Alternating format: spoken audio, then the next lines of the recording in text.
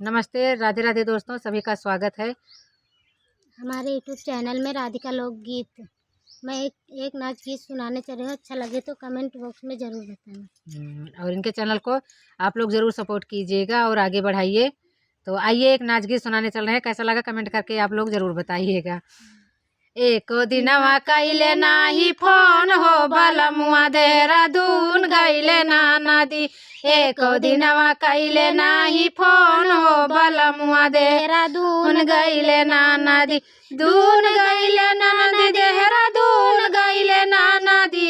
एको दिनवा कइले नाही फोन हो बलमुआ देहरादून गइले ना नदी। जियरा नाही गई बगियावा मगाइले जियरा नाही लगई बगियावा में गाइले सांझावा सबेरवा आवै सुध हो बलमुआ देहरादून गइले ना नदी।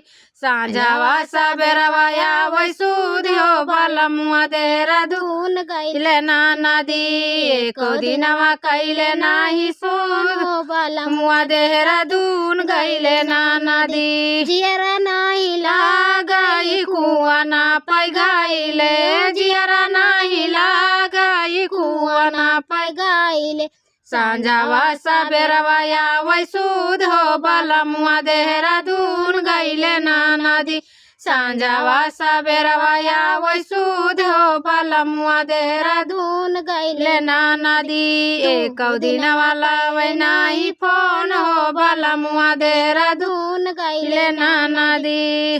दून गइले ना नदी दून गइले ना नदी। एको दिनवा कइले नाही फोन हो बलमुआ देहरादून गइले ना नदी। एको दिनवा कइले नाही फोन हो बलमुआ देहरादून गइले ना नदी। जियरा नाही लागई खटियावा पाई गाइले जियरा नाही लागई खटियावा पाई गाइले।